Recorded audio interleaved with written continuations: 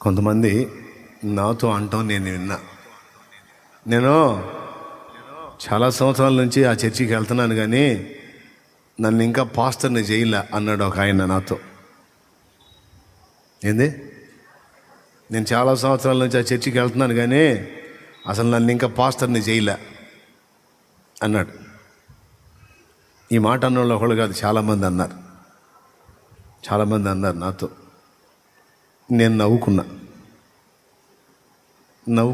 కొంతమందితో బయటికి కూడా నవ్వాను, కొంతమందితో మనసులో నవ్వుకున్నా. నిన్ను ఒకడు పాస్టర్ని చేసేది ఏందిరా పిచ్చోడా? అసలు ఆ ఆలోచన ఏంటి? సౌల్ని ఎవడు పాస్టర్ని చేశాడు?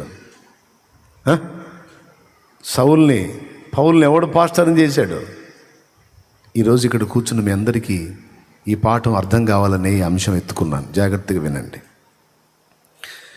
నువ్వు నిజంగా దేవుని దర్శనం పొందితే, నిజంగా దేవుని చేత సంధించబడితే, నిజంగా దేవుని ఆత్మను పొందుకుంటే,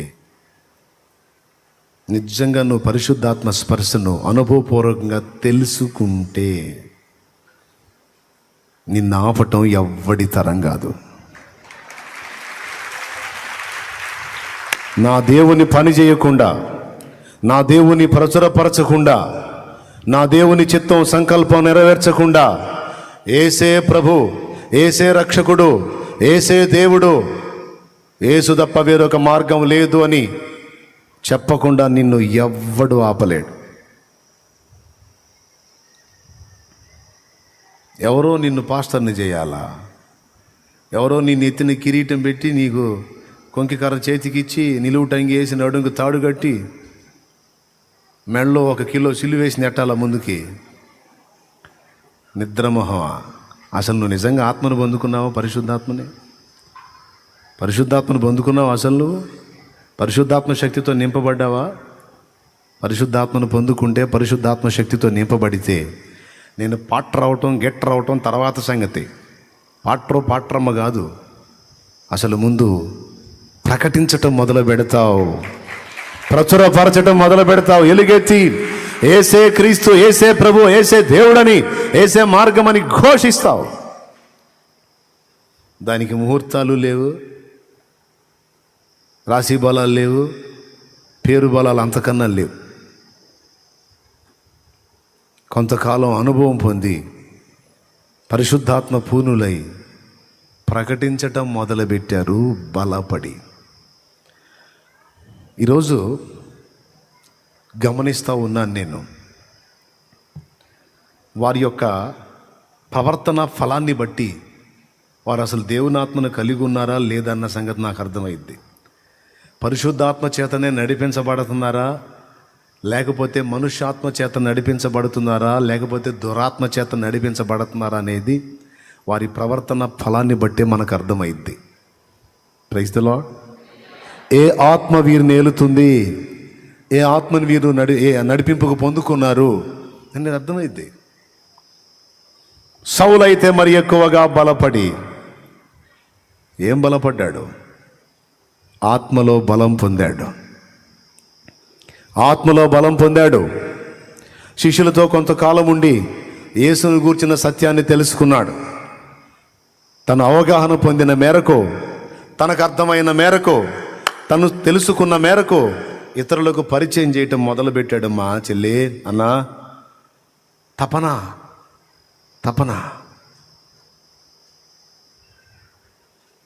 ఆరాటం,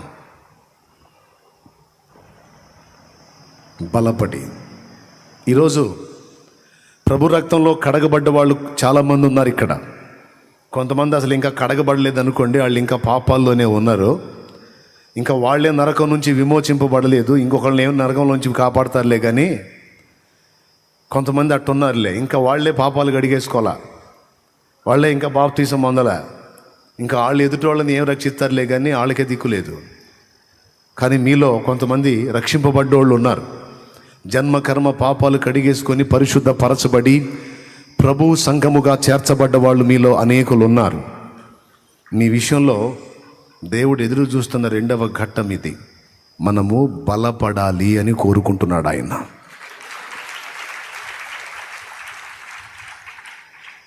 బలపడాలి అని ఆశించే ఈ సహవాసం ఏర్పాటు చేశాడు మనకి.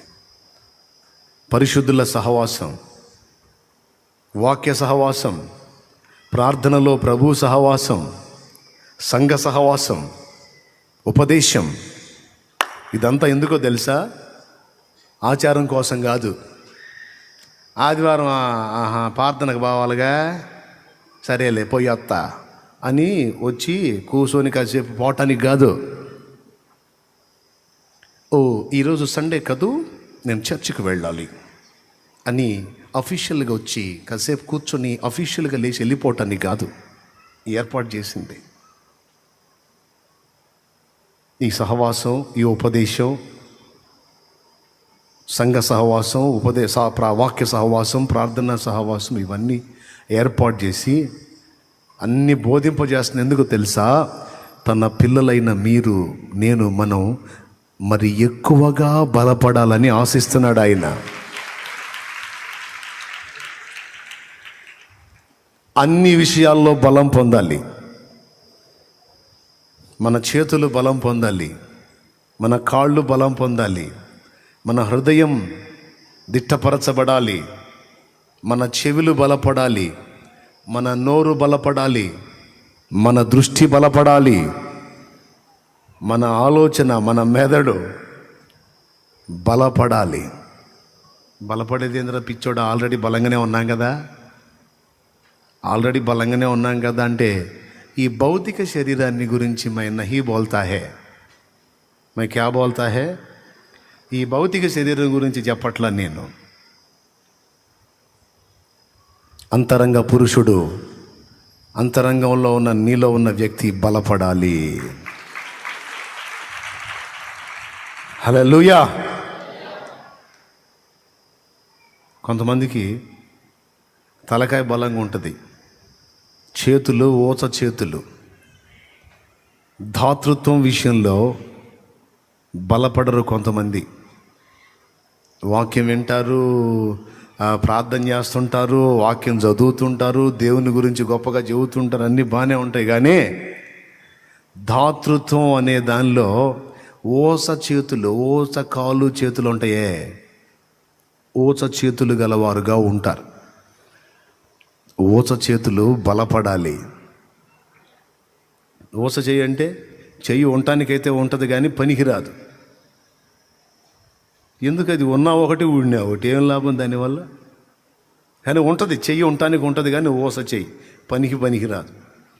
కొంతమందికి ఈ చేతులు కొరచ దైవిక ప్రేమను చూపినట్లు దాతృత్వంతో ఇతరులకు త్యాగం చేసే విషయంలో బలపడరు. మెతుకుపోతే నా బతుకే పోయిందన్నట్టు బాధపడుతుంటారు. ఎంగిల్ చేత్తో కాకిందోలరు,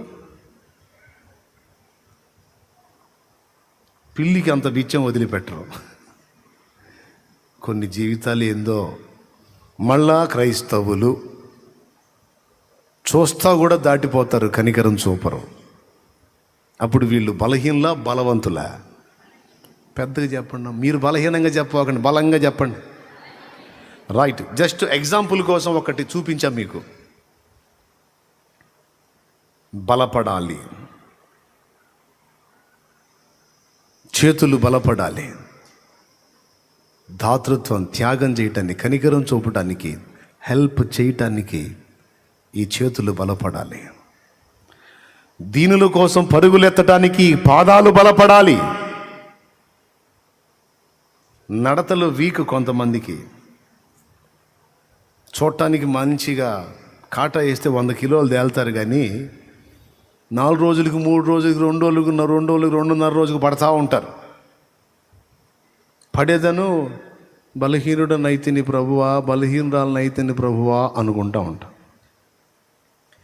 వీళ్ళకి ఏం చెప్పొచ్చు అంటే కాలి బలం లేదు, అంటే నిలకడ లేదు, స్థిరముగా నిలిచే విధంగా బలపడలా కాళ్ళు. మళ్ళీ కాళ్ళు అంటే ఈ కాళ్ళు అనుకునేరు. ఈ కాళ్ళు బాగానే ఉంటాయి, చెప్పాక కాటా వేస్తే 100 కేజీలు దిగుతాడని. స్తోత్రం. ఈ కాళ్ళు బాగానే ఉంటాయి కానీ అంతరంగ పురుషుని పాదాలు బలహీనం, అవి నిలకడగా లేవు. పాదాలు బలహీనమైన వాడు నడక నడుస్తాడా ఫ్రీగా? 2 అడుగులు లేచి పడుతుంటాడు. పాదాలు, మన నడతలు దేవుని ఆలోచనలను అనుసరించి నడవటానికి బలపడాలి. మళ్ళీ ఆదివారం చర్చిలోనే కనపడతాడు, దేవుని సన్నిధికి వస్తాడు, కూర్చుంటాడు, వాక్యం విన్నట్టుగానే ఉంటాడు. కానీ చిత్రం ఏందో, చెడుతనంలో, చెడు నడతల్లో బలపడుతూ ఉంటాడు, శరీరాన్ని బలపరుచుకుంటూ ఉంటాడు. అరే, నా నడతలు తేడాగున్నాయే, నా నడతలో తప్పుడు నడతలు నడుస్తున్నానే, దేవుడు చెప్పిన మార్గంలో నడవటానికి నేక అవిటితనం అయిపోయిందే, అయ్యో నేను సరి చేసుకోవాలి, నేను సరిగా నడవాలి, నా నడతలు క్రమంగా ఉండాలి అని తన అంతరంగ పురుషుని పాదాలు, నడతలు బలపరుచుకోవటానికి జాగ్రత్త పడరు కొంతమంది. పడాలి. మన నడతలు దేవుని ఆలోచనలను అనుసరించి నడుచుకునేటట్లు స్థిరపడాలి. అయ్యో ఇశ్రాయేలు, నీవు నా మాట వినిన ఎంత మేలు, నా మాటను విని గైకొనున్నట్లు నీ ప్రవర్తన స్థిరపడిన ఎంత మేలో. నువ్వేమో నిలవవైతివి అని దేవుడు బాధపడుతున్నాడు. ఎవరున్నారో ఈ స్థిరం లేని జీవితంలో కొంచెం ఒక్కసారి మీ నడతలు పరిశీలించుకోండి. లోక సంబంధమైన విషయాలలో నువ్వు బలహీనంగా ఉన్న ఇబ్బంది లేదు, లోక సంబంధంగా, శరీర సంబంధంగా నీకు అవిటితనం ఉన్న ఇబ్బంది లేదు. ఆత్మీయ అవిటితనం మాత్రం మనకు పెద్ద దరిద్రం. మన కాళ్ళు బలపడాలి. హల్లెలూయా. ఆ కాళ్ళు దీనులకు, బీదలకు సువార్త ప్రకటించడానికి పరుగులెత్తాలి, ప్రభు చిత్తం నెరవేర్చడానికి పరుగులెత్తాలి, ప్రభు సంకల్పాన్ని నెరవేర్చడం కోసం అవి పరుగులెత్తే పాదాలై ఉండాలి. పౌలు మరి ఎక్కువగా బలపడి, దృష్టి బలపడాలి. పరిస్థితుల్ని వ్యతిరేకంగా ఉన్న పరిస్థితులను సైతం విశ్వాసమును బట్టి చూచి మనకు అవి అనుకూలంగా మారతాయని. ఇప్పుడు ఉదాహరణకి ప్రతికూల పరిస్థితులు ఉన్నాయి. ఇది 20 సార్లు చెప్పినా చెప్పొచ్చు మళ్ళా, ఎందుకంటే ఇక్కడ దావీదు మనకు మంచి ఉదాహరణగా ఉంటాడు. ఈ సందర్భానికి ప్రతిసారి అతడే కనపడతాడు. సౌలు శత్రువుని చూసిన దృష్టి వేరు, దావీదు దేవుణ్ణి బట్టి శత్రువుని చూసిన దృష్టి వేరు. మొట్టమొదటిసారి దావీదు సమూయేలు ముందుకు వచ్చినప్పుడు దావీదు కళ్ళని గురించి స్పష్టంగా లేఖనం మాట్లాడిద్ది, అతడు చక్కని నేత్రములు గలవాడు అని. స్తోత్రం చెప్పండి. అంటే కన్నుల చక్కదనాన్ని గురించి దేవుడు చింతిస్తున్నాడా? కాస్త ఇసురుకుంటానే, చెమట తుడుచుకుంటానే వినండి అమ్మా, నేను కూడా అదే కండిషన్లో ఉన్నాను, ఏం ఫీల్ అవ్వకండి. సేమ్ ఫీలింగ్ ఏడ కూడా, డోంట్ వరీ. స్తోత్రం. హల్లెలూయా. ఎక్కడో చాగాం, అదే అక్కడే నువ్వు చెప్పిన కాడ. తొందరగానే రయ్య, నీకు దండం పెడతా, ఒక్కపోస్తుంది. నిజంగా తొందరగానే గానిస్తా, కానీ నేను చెప్పిన మాటలు తొందరగా మైండ్లోకి తీసుకోండి. చక్కని నేత్రములు గలవాడు. చూస్తారా వచనం? 1 సమూయేలు 16వ అధ్యాయం 12వ వచనం. 1 సమూయేలు 2 సమూయేలుకి ఏమవుతాడు? చదువుమా. సమూయేలు రాసిన మొదటి గ్రంథము 16వ అధ్యాయం 12వ వచనం. 16, 12 చెల్లి చదువుతుంది, వినండి. అతడు వారిని పిలువనంపించి లోపలికి తోడుకొని వచ్చెను. అతడు ఎర్రని వాడును, చక్కని నేత్రములు గలవాడును, చూచుటకు సుందరమైన వాడునై ఉండెను.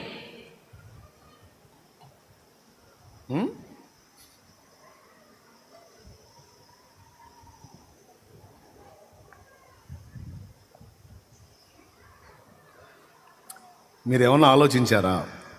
దావీదు చక్కదనం దేవుడికి అంత గొప్పదా? అసలు ఆ దావీదుకి ఆ రూపాన్ని ఇచ్చింది ఎవరు? రైట్. నాకు దావీదు రూపమే అయి ఉండొచ్చు అక్కడ వర్ణన, కానీ కళ్ళ గురించి మాట్లాడాడు స్పెషల్గా. చక్కని ముక్కు గలవాడై, మంచి పెదవులు గలవాడై, మంచి బాహువులు గలవాడై, మంచి పాదములు గలవాడై అనొచ్చుగా, మంచి చెవులు గలవాడై మంచి బుగ్గలు గలవాడై అనొచ్చుగా. అవన్నీ అంటానికి బైబిల్ ఇంత గ్రంథం అయిద్దిలే అనడలే అంటారా? కళ్ళ గురించి ఎందుకు మాట్లాడాడంటే అక్కడ మీరు ఆలోచించాల్సిన పాయింట్ ఒకటి ఉంటుంది. వర్ణాన్ని మాట్లాడాడు, ఎర్రని వాడని. రూపసి అన్నాడు, చక్కని నేత్రాలు అన్నాడు. దావీదు సర్వ శరీరం ఒక ఎత్తు, దావీదు కళ్ళు స్పెషల్. ఏమిటి ఆ కళ్ళ గొప్పతనం అంటే, ఈ ఒక్క పాయింట్ నీకు అర్థమైతే చాలు, హ్యాపీ. దృష్టి. పరిస్థితుల్ని దేవుని దృష్టితో చూస్తాడు అతను, ఒక మానవ దృష్టితో చూడడు. ఒక్కసారి లైఫ్లో మనుషరీత్యా చూశాడు, ఇక మిగిలిన విషయాలన్నిటినీ దేవుడు పట్టించుకోవాలా. ప్రతికూలత అయినా అనుకూలత అయినా పరిస్థితుల్ని మనుష్య దృష్టితో కాకుండా దేవుని దృష్టితో చూడటం అభ్యాసం చేసిన వాడు ఆ చూపు కలిగినోడు. ఏ చూపు కలిగినోడు? దేవుని దృష్టి. ఆ పాయింట్నే దేవుడు ఎత్తాడు, నా చిత్తానుసారమైన మనస్సు గలవాడు అని. చిత్తానుసారమైన మనస్సు అంటే దేవుళ్లాగా చూడటం, దేవుళ్లాగా ఆలోచించటం, దేవుళ్లాగా వ్యవహరించటం. సరే, మిగిలినవన్నీ పక్కన పెడితే జస్ట్ కళ్ళ విషయంలోకి వద్దాం. ఏమిటి ఆయన దృష్టి అంటే, దేవుడు ఎలా చూస్తాడో, ఎలా ఆలోచిస్తాడో అది పసిగడతాడు, అలానే ఆలోచిస్తాడు. వాస్తవంగా 7 అడుగులు పొడుగు ఉంటాడు సౌలు అనేవాడు. ఎంత పొడుగు? 7 అడుగులు పొడుగు ఉంటాడు. ఇశ్రాయేలు జనం మొత్తంలో ఎత్తరి అతనే. అతని కళ్ళ ముందున్న శత్రువు మహా ఉంటే 11 అడుగులు ఉంటాడు, అంటే సౌలు కంటే 4 అడుగులు ఎత్తు. కానీ దావీదు అంత హైట్ ఉన్నట్టు మనకు తెలియదు. దావీదు 7 అడుగులు ఉన్నట్టు మనకు రాయబడలా. దావీదు నార్మల్ హైట్, ఆ ఏజ్కి తగ్గ ఎత్తున్నాడు.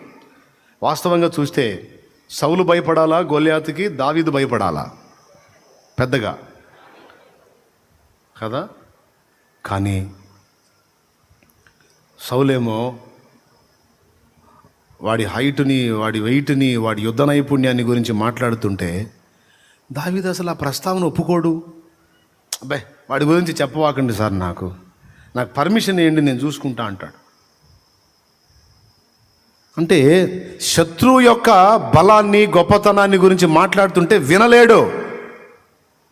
అది నువ్వు మాట్లాడడానికి వాడే దొరికాడా? వాడి బలాన్ని గురించి, వాడి ఎత్తుని గురించి, లావుని గురించి, పనితనాన్ని గురించి మాట్లాడాలంటే వాడెంత? మన బ్లంట్ భాషలో కోన్ ఇంకొద్దులే, మిగిలింది ఏం చెప్పను నేను. స్తోత్రం.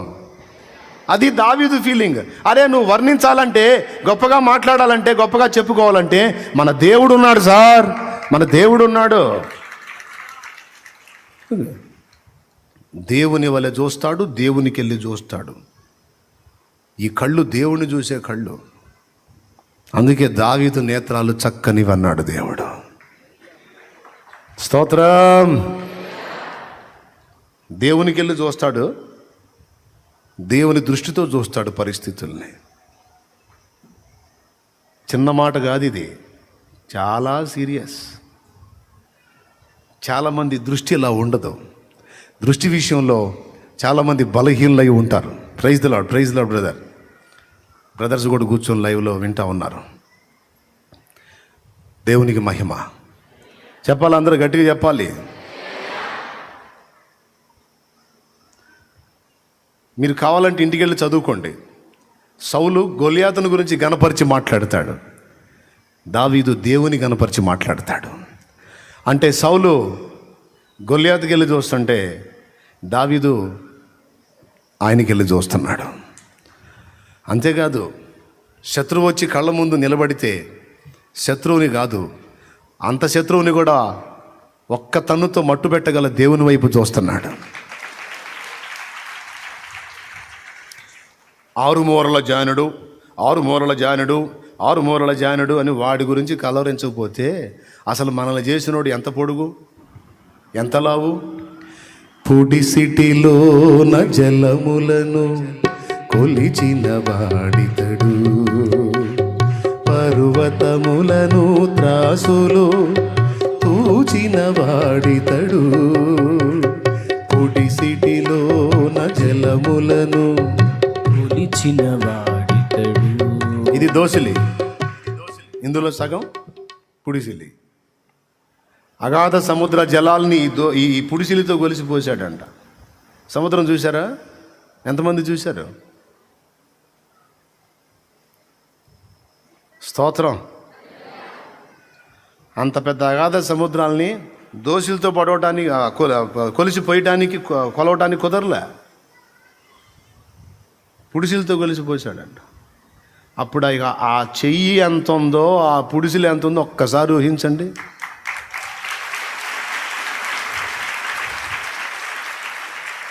ఆయన బాహు ఎంత అంచనా వేయండి. పర్వతాలు ఎంత పెద్దవి, ఎంత పరిమాణం ఉంటాయి, ఎంత వెయిట్ ఉంటాయి, ఎంత హైట్ ఉంటాయి. అలాంటి పర్వతాలని వెయిట్ ప్రకారం ఏది ఎక్కడ ఉండాలో, ఏ హైట్లో ఉండాలో, ఏ వెయిట్లో ఉండాలో, ఎంత పరిమాణంలో ఉండాలో త్రాసులో తూచి మరీ పెట్టాడని చెబుతున్నాడు. నేను చెప్పానా? యెషయా చెప్పాడు. చూడండి 40:12 చదువు. తన పుడిసిటిలో జలములను కొలచిన వాడెవడు? 40:12 యెషయా గ్రంథం. ఆ మాటలు యాజ్ ఇట్ ఈజ్గా పాటలో పెట్టేశాను నేను. స్తోత్రం. దేవుడు సహాయం చేశాడు. పుడిసిటిలోన జలములను కొలిచిన వాడితడు, పర్వతములను త్రాసులో తూచిన వాడితడు, శూన్యములోన జ్యోతులను నిలిపిన వాడితడు, శూన్యములోన జ్యోతులను నిలిపిన వాడితడు, కొలపాత్రలోన భూమిని ఒలిచిపోసిన వాడితడు, కొలపాత్రలోన భూమిని ఒలిచిపోసిన వాడితడు.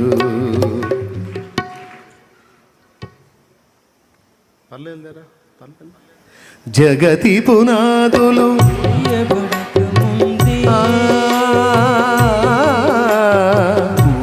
ఆకాశము చేయబడక ముందే ఉన్న దేవుడు, ఆది సంభూతుడు, ఉన్న దేవుడు, ఆది సంభూతుడు. దేవునికి మహిమ. కొంతమంది కళ్ళు బలహీనమైన కళ్ళు, పైకి చూడవు, పక్కకి చూస్తూ ఉంటాయి. నో, దావీదు కళ్ళు చక్కనివి, దేవుని చూచే కళ్ళు అవి. 6 మూరల జానుడు వాడంతా వాడింత అని కొంతమంది దెయ్యాల గురించి గొప్పగా చెబుతారు. నాకు చెబుతుంటారు వచ్చి, పెద్ద దెయ్యం అంటాన్నయ్య పట్టింది. నువ్వు అంతకంటే పెద్ద దెయ్యంలా కనపడుతున్నావు నాకు. శక్తితంట అన్నయ్య పట్టింది, శక్తితంట. ఏమి శక్తితో? శక్తి అదంట. దెయ్యాల గురించి గొప్పగా మాట్లాడతారు, సమస్యల గురించి గొప్పగా మాట్లాడతారు, అప్పుల గురించి గొప్పగా మాట్లాడతారు, రోగాల గురించి గొప్పగా మాట్లాడతారు. ఇది ఫలానా డిసీజ్ అంట బ్రదర్, ఇది 1,000,000 మందిలో ఒకరికి వస్తుందంట, ఇది వస్తే ఇక దాదాపు ఛాన్సెస్ ఉండవంట, అలాంటిదంట. ఆహా, ఒక్క మాట ఆయన పలికితే కాదా? ఒక్క మాట ఆయన పలికితే కాదా? నేల నుండి మంటిని తీసి బొమ్మను చేసి ఆ నాసికారంధ్రాల్లో జీవవాయువును ఊది పో బతుకుపో అంటే తోలు బొమ్మలాగా డింగు డింగు తిరుగుతున్నావు కదా. ఇది అద్భుతం కాదా? దేవునికి స్తోత్రం. హల్లెలూయా. మనం కూడా చేస్తున్నాం బొమ్మల్ని, రోబోలు చేసి మనోళ్ళు కూడా వాడుతున్నారు. ప్రోగ్రామ్ డిజైన్ చేసి మొత్తం ఫీడ్ చేస్తే ఆ ప్రోగ్రామ్ ప్రకారం వర్క్ చేసిద్ది రోబో. కర్మగా లోపల ఏదన్నా వైరింగ్లో కానీ ఆ ప్రొడక్షన్లో కానీ తేడా వచ్చిందనుకో, ఎక్కడుందో అక్కడే ఆగిపోయింది. కానీ మనల్ని చేశాడు. ఎవరి ప్రమేయమైనా ఉందా? సొంతగా ఆలోచించగలుగుతున్నాం, నడవగలుగుతున్నాం, అరే దేవుడు అద్భుతం చూడాలంటే ఎక్కడో ఏదో కాదు, అసలు నిన్ను నువ్వు చూసుకోపోయి నీ మైండ్ ఉంటే పో చూసుకోపో. దేవుడు కనపడతాడా లేదు నీకు? నీ ముక్కు చూడు, అసలు ఈ ముక్కు ఇలా ఎందుకు ఉందని అడుగు. తయారు చేసి పెట్టాడు అక్కడ. ఈ చెయ్యి చూడు, చెయ్యి ఇలా ఎందుకు ఉందని ఆలోచించును. జాయింట్లు ఇచ్చి అన్ని పనులకు వనరుగా చేసి పెట్టాడు ఒకడు, నీ ప్రభు. లేడు? ఉన్నాడా లేడా? చూస్తున్నాడా లేదా? కనికరం కలిగితే, ఒక్క మాట పలికితే ఏం డిసీజు, ఏ రోగం, 1,000,000 మందిలో ఒకరికా, 10 కోట్ల మందిలో ఒకరికి వచ్చినా సరే యేసు నామములో తీసేయగలుగుతాడు కదా ఆయన.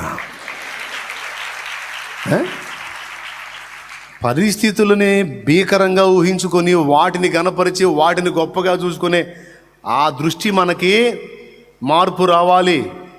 దేవుని వైపు చూచుట దావీదు వలె. అక్కడ నేత్రాలు బలపడాలి మనకి.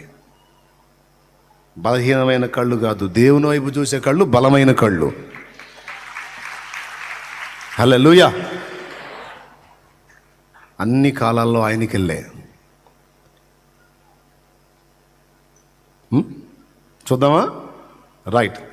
పాదములు బలపడాలి, చేతలు బలపడాలి, నేత్రములు బలపడాలి. సౌలైతే మరి ఎక్కువగా బలపడి. దేవునికి స్తోత్రం. వీటితో పాటు మనం ఇంకా బలము పొందాల్సినవి కొన్ని ఉన్నాయి. ఏమిటవి అంటే, దేవునితో మనకు ఏర్పడిన సహవాసం బలపడాలి. స్తోత్రం. కొంతమంది కొత్తగా ఫ్రెండ్స్ అవుతారు. స్టార్టింగ్లో అంత అంటి ముట్టనట్టు ఉంటారు. రాను రాను ఇక వదలకుండా ఇద్దరు కలిసి తెగ తిరుగుతుంటారు. అప్పుడు మనం అనుకుంటాం, వీళ్ళ స్నేహం బాగా బలపడ్డట్టుందే, ఒకరిని వదిలి ఒకరు ఉండలేకపోతున్నారు. స్త్రీ పురుషుల గురించి చెప్పట్లేదమ్మా, స్త్రీలు పురుషుల గురించి చెప్తున్నా. పురుషులు కూడా ఫ్రెండ్స్ అండి.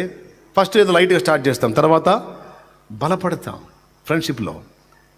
నేను చెప్తున్నా, నీకు స్త్రీ ఫ్రెండ్ ఉందో, పురుషుడా నీకు పురుష ఫ్రెండ్ ఉన్నాడో, లేకపోతే నీకు స్త్రీ ఫ్రెండ్ ఉందో,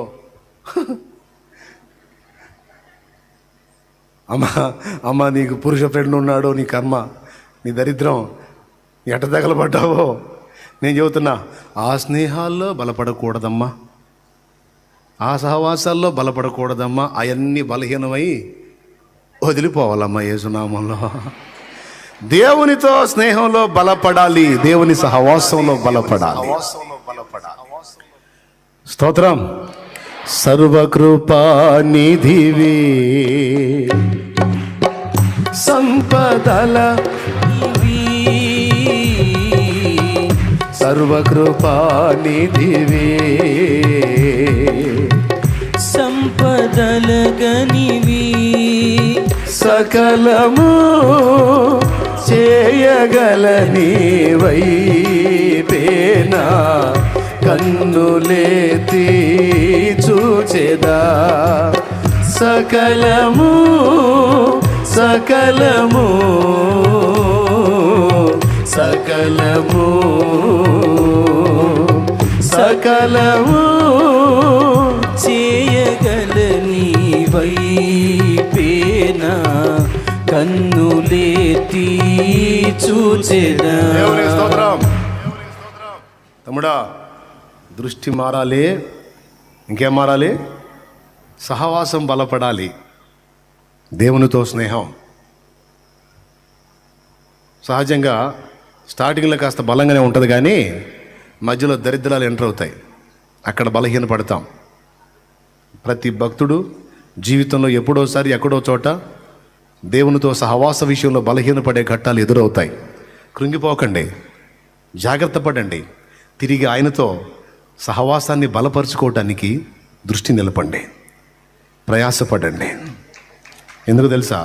ఈ లోక స్నేహాలు సహవాసాలన్నీ ఒకనాటికి నిన్ను వదిలి వెళతాయి, ఆపదలో అక్కడికి రాకపోవచ్చుగాక. కానీ జీవము గల దేవుని సహవాసంలో నువ్వు బలపడితే అబ్రహాంలాగా నిలబడగలుగుతావు, దావీదులాగా నిలవగలుగుతావు, పౌలులాగా నిలవగలుగుతావు. బలపడ్డాడు. దేనిలో బలపడ్డాడు? లోక స్నేహాలతోనా? నో, దేవుని సహవాసంలో బలపడాలి. ఈ దేవుని సహవాసంలో బలపడ్డ వాళ్ళు, దేవునికి వెళ్ళి చూసేవాళ్ళు ఇక ఎలాంటి ప్రతికూలత పరిస్థితులు ఎదురైనా వాటిని లక్ష్య పెట్టరు, లెక్క చేయరు. వాటి గురించి ఎవరన్నా గొప్పగా మాట్లాడుతుంటే చిరాకు పడతారు. ఒకటే వీళ్ళ సమాధానం, ప్రార్థన చేద్దాం, ప్రభు వైపు చూద్దాం, ఆయన దగ్గర కూర్చుందాం, ప్రార్థన చేద్దాం బ్రదర్, ప్రార్థన చేద్దాం సిస్టర్. ప్రభువుకు సాధ్యం కాదు ఏంటి? మనం నమ్మినవాడు బలహీనుడైతే కదా ఆలోచన చేయాల్సింది. ఏమండి, మన తుఫాను వచ్చి వరదలు వచ్చినాయి.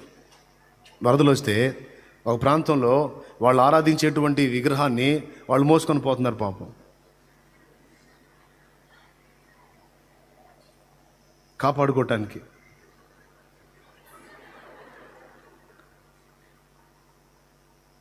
మనం నమ్మినోడు మనం మోయాల్సినోడు కాదు, పక్షిరాజు వల్లే మనల్ని మోసేవాడు.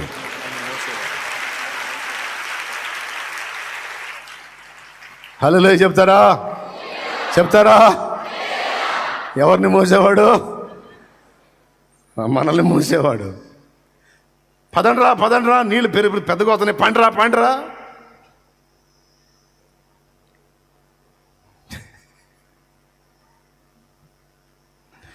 అది చెప్పిన వాళ్ళకి అర్థమై సావదు. నువ్వు మోసేవాడు కాదురా, నిన్ను మోసేవాడు కావాలరా. ఆయన ప్రభు అయిన యేసుక్రీస్తు అని చెబితే వినడే. నా ఇష్టం, ఆయనే మోసుకుంటా. చేసుకో, మోసుకో, కూర్చోబెట్టు, ఏవైనా చేసుకో, చేసేదే ఉంది. నిన్ను మోసేవాడు ఆయన. బ్రదర్ సిస్టర్, ఆయన ఉన్నాడు. చేతగాని వాడైతే కదా, మనల్ని మోసేవాడు ఉన్నాడు, మనకు నమ్మకంగా సహాయపడగల సర్వశక్తి గలవాడు ఉన్నాడు. సో కృంగిపోవద్దు. చూద్దాం, దేవునికి వెళ్ళి చూద్దాం. పెదాల మీద చిరునవ్వు, ముఖంలో కళ మారదు, గుండెల్లో ధైర్యం మారదు, ఆలోచనల్లో ఆవేదన పొడసూపదు. ఏ స్థితిలో కూడా కృతజ్ఞతాస్తుతే. అంతే. నిజంగా దేవుని ఆత్మను పొందినోడు, దేవునితో సరిగ్గా కలుసుకున్నవాడు, దేవుని సహవాసంలో బలపడ్డవాడి లక్షణాలు ఇవి. మనం బలపడాలని దేవుడు మాట్లాడుతున్నాడు. ఈరోజు చాలామంది సెల్ ఫోన్ స్నేహంలో బాగా బలపడ్డారు, బాగా బలపడ్డారు. పిచ్చి ముదిరి పీక్ స్టేజీకి వచ్చేసింది అందరికీ. ఇటుపక్క బెడ్ ఉన్నాడు, ఇటుపక్క సెల్ ఉంది. అమ్మాయి బాలింత. నిద్ర లేవగానే అటుపక్క ఉన్న బొడ్డోడికి వెళ్ళి చూడట్లా. సెల్ ఉందా, కింద పడిందా, ఈడున్నాడా, కింద పడ్డాడా, లేకపోతే నా భారీ దేహం కింద పడి నలిగిపోయాడా, సెల్ ఉందా లేదా. ఒక్కొక్కడు నిద్రలో ఉలిక్కి పడలేసి ఆత్రా బాత్రాగా, ఏందిరా సెల్లు సెల్లు సెల్లు అది దొరగా. అందరికి బాగా నల్ల మంది ఎక్కినట్టు ఎక్కిపోయింది ఈ సెల్ ఫోన్ పిచ్చి. ఎందుకంటే అన్ని ఆనందాల్లో ఇక నేత్రానందం గొప్పది. ఆ నేత్రానందాన్ని ఉపయోగించి సాతాను ఇప్పుడు ఒక్కొక్కరిని ఆడుకుంటున్నాడు. బాగా బలపడ్డారు. ఏ కొంచెం ఖాళీ దొరికినా ఈ సెల్ ఫోన్ దరిద్రం లేనప్పుడు దేవునితో కూర్చుని వాక్యం ముందేసుకునేవాళ్ళు ఇప్పుడు ఏ కొంచెం ఖాళీ దొరికినా అంటున్నా. ఏంది అది తీసి అబద్ధాలు ఆడుకోండి చెప్పండి. నిజమేనంటే చెయ్యొద్దు, షో చేయొద్దు, నిజమైతే చేయొద్దు, సరిగ్గా చేయట్లేదండి. ఇట్టేంది, ఇదేంది, ఎక్కిందా లేదా పిచ్చి బాగా చెప్పండి. ఎక్కింది చెప్పండి. మరి ఎప్పుడు వదిలిద్ది ఆ సహవాసం? సెల్ ఫోన్ సహవాస విషయంలో యేసు నామములో నువ్వు బలహీనపడదువుగాక, యేసుతో సహవాసంలో బలపడదువుగాక.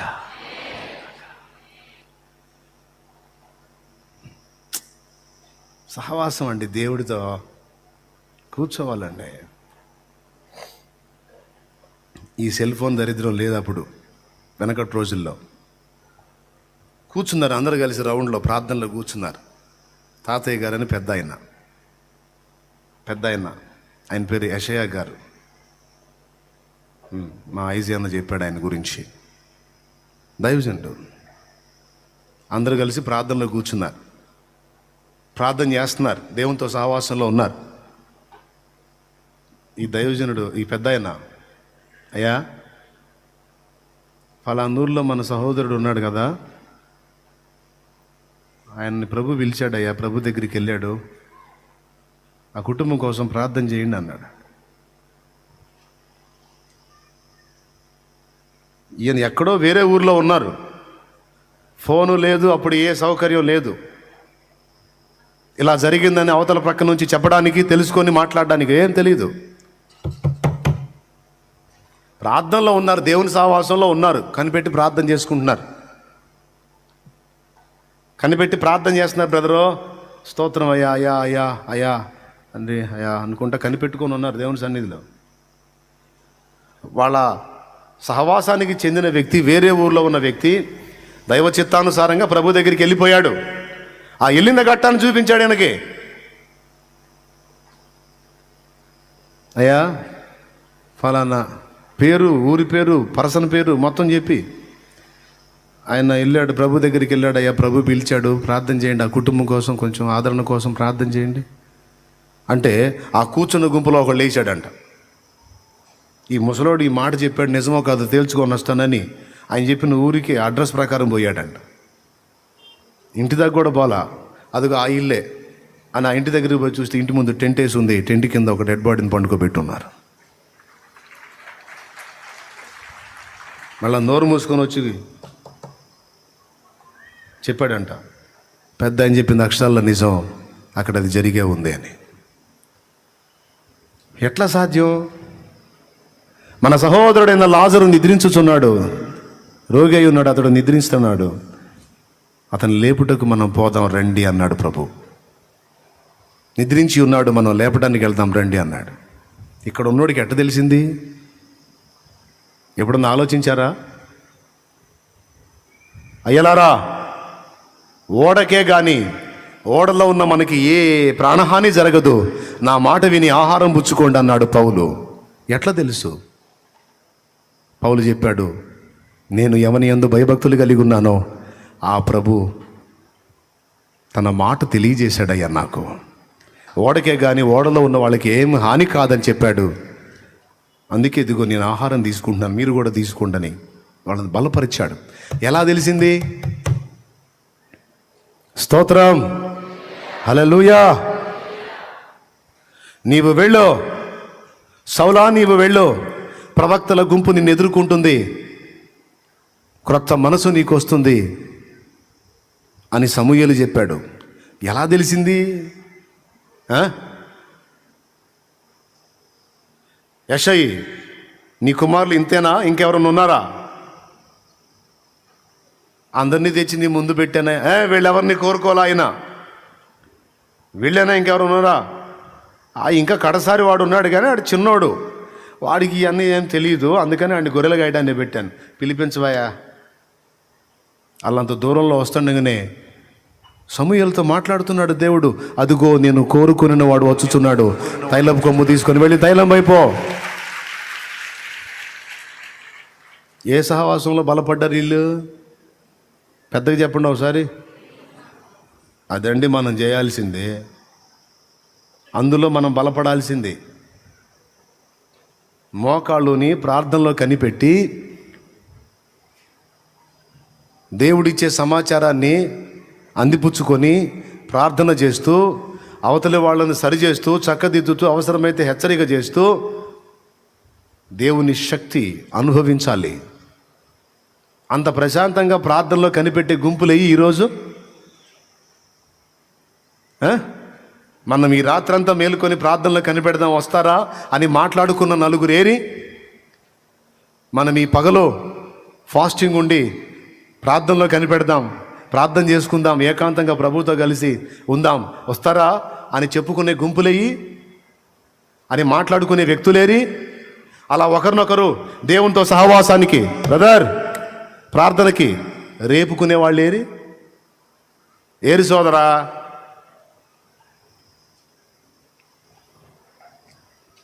సహవాసంలో బలపడాలి. మనం ప్రభువుతో ప్రార్థనా సహవాసంలో బలపడాలి. పరిశుద్ధుల సహవాసంలో బలపడాలి. దైవ స్వరము వినే విషయంలో మన చెవులు బలపడాలి. అందరితో పాటు వాళ్ళు ఉన్నారు, అందరితో పాటు నోవహు కూడా ఉన్నాడు. ఊరు మొత్తం చెడిపోయిన వాళ్ళే, నోవహు ఒక్కడు. అరే కొలతలు ఏం రాను దేవాలో, ఎంత పొడవో, ఎన్ని అంతస్తులో, ఎంత వెడల్పో మొత్తం చెప్పాడండి ఆయనకి. ఎట్లా? నోవహు చెవిని లోకుల మాటలు వినటానికి సాధన చేయలే, రహస్యమందు మాట్లాడే దేవుని స్వరం వినటానికి సాధన చేశాడు. ఆయనకు అందుబాటులోకి వెళ్ళాడు. విసుగు చెందకండి, ఇబ్బంది ఫీల్ కాకండి. సాధన చేసుకున్నారు. అవును, నన్నెవరు బలపరచట్లా, నన్నెవరు ప్రోత్సహించట్లా, నన్నెవడు పాస్టర్ని చేయట్లా, నన్నెవరు అది చేయట్లా, నన్నెవరు ఇది చేయట్లా అనుకునేవో వెర్రి మొహమా. పౌల్ని ఎవరు చేశారు? గొల్యాతు మీదకి యుద్ధానికి పోనాయనా, గెలిస్తే రాజు అవుతావని దావీదుని ఎవడు రేపాడు? ఫిలిస్తీన్లకు ఏమైనా చేయనట్లు సంసోనుని ఫిలిస్తీన్ల మీదకి ఎవరు రేపారు? ఏ మనుషుడు ప్రోత్సహించాడు?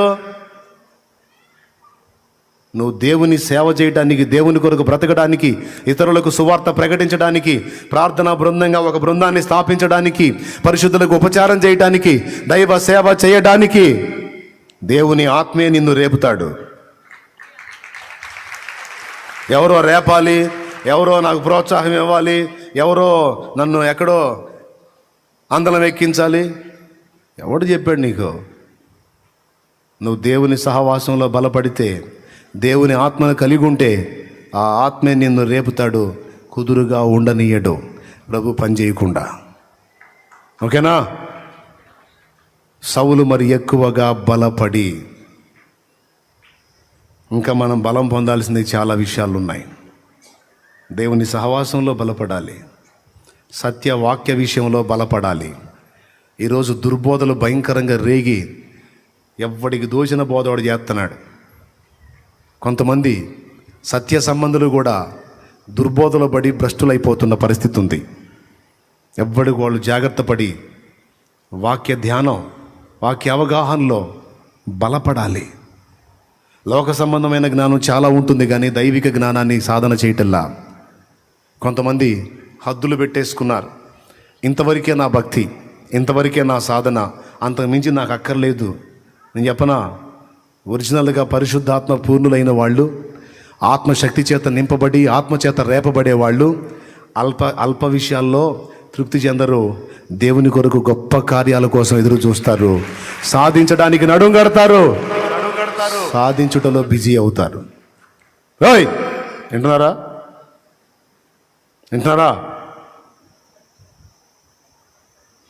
గొప్ప కార్యాలు సాధించడానికి నడుం కడతారు. అల్ప సంతోషంలాగా ఏదో చిన్న చిన్న వాటితో చాలే అనుకోరు. ఈరోజు ప్రపంచం అంతటా లోకాకర్షణలు ఎక్కువైపోయిన దినాల్లో మనం ఉన్నాం. భక్తి సన్నగిల్లిపోయి భ్రష్టత్వం పెరిగిపోయే దినాల్లో మనం ఉన్నాం. ఇలాంటి క్లిష్టమైన దినాల్లో దేవభక్తి సాధన ఒక గొప్ప సాధన అయి ఉంది. దాన్ని సాధించిన వాడు ధన్యుడు.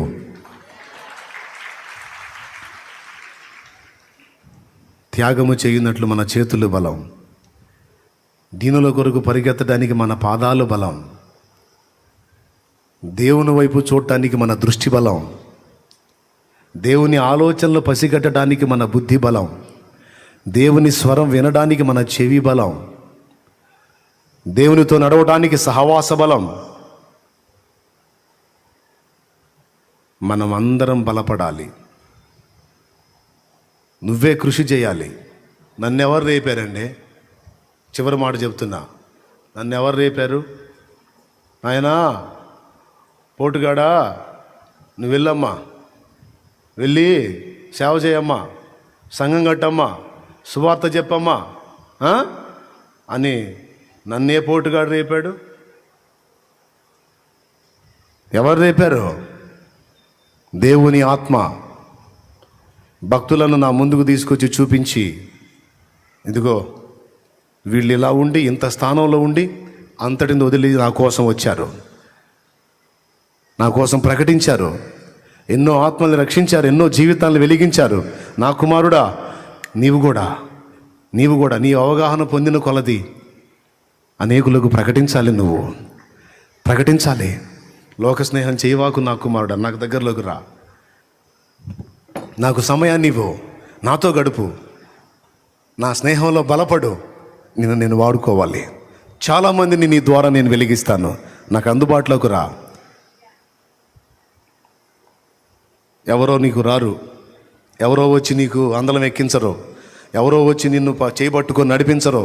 ఇంకా చెప్పాలంటే ముందుకు పోతున్న నిన్ను వెనక్కలాగే వాళ్ళు ఉంటారు, నీ భక్తిని పాడు చేసేవాళ్ళు ఉంటారు, నీ పవిత్రతను పాడు చేసేవాళ్ళు ఉంటారు, నీ నీతిమత్వాన్ని నాశనం చేసేవాళ్ళు ఉంటారు. ముందుకెళ్తుంటే నిన్ను వెటకారం చేసి, హేళన చేసి, ఎగతాళి చేసి, కృంగదీసే రకాలు నీ చుట్టూ ఉంటారు. నిన్ను ముందుకు నడిపించేవాడు ఒకే ఒక్కడు, పరిశుద్ధాత్మ. పరిశుద్ధాత్మ ఆయనే నిన్ను ఎంకరేజ్ చేస్తాడు, ఆయనే నిన్ను రేపుతాడు. ఏకాంత ప్రార్థన అనుభవాలకి, దేవునితో సహవాసానికి ఎవరు రేపుతారండి? నేను హడావుడిగా పోతుంటే, అమ్మా నేను ప్రార్థనకి వెళ్తున్నానంటే ఈ ఒక్క మాటి నిల్లు అడ్డుపడి ఆపుతూ ఉంటారు. అంటే ఏంటి? నువ్వు ఏ వాగులోనన్నా పడు, ముందు మేము చెప్పింది విని మాకు ప్రార్థన చేసి పోవాయ్ అన్నట్టు. తప్పదో, ఆగి ప్రార్థన చేసి వెళ్తా. అవసరమైతే నీ ప్రార్థన అనుభవాన్ని దూరం చేయడానికి అడ్డుపడే వాళ్ళు ఉంటారు. కానీ లే, ప్రార్థనకి నడు, దేవునితో కూర్చో, దేవుని సహవాసంలో బలపడు, ఒరిజినల్గా శక్తి పొందుకో, దేవుని కొరకు అగ్ని వలె మండు అని నిన్ను రేపేవారు ఎవరున్నారు? వెటకారాలు చేస్తారు, హేళన చేస్తారు, ఎగతాళి చేస్తారు, విశ్వాస మాటలు నువ్వు మాట్లాడుతుంటే వ్యంగ్యంగా మాట్లాడుతూ ఉంటారు. వాటన్నిటిని ఎదిరించి, వాటన్నిటిని విదిలించి నువ్వు ఆయన్ని కలుసుకోవాలి. ఈ మనుషులే జాలరు అన్నట్టు ఇప్పుడు వస్తువులు, రకరకాల విషయాలు నిన్ను పాడు చేయటానికి, వీటన్నిటిని ఎదిరించి నిలబడ్డగలవాడే దేవుని సంబంధి. ఎవరో ఏదో చేయాలని ఎవ్వరి కోసం చూడొద్దు. ఇదిగో ఈ బలిపీఠం మీద నీతో మాట్లాడుతున్నవాడు ఆయనే.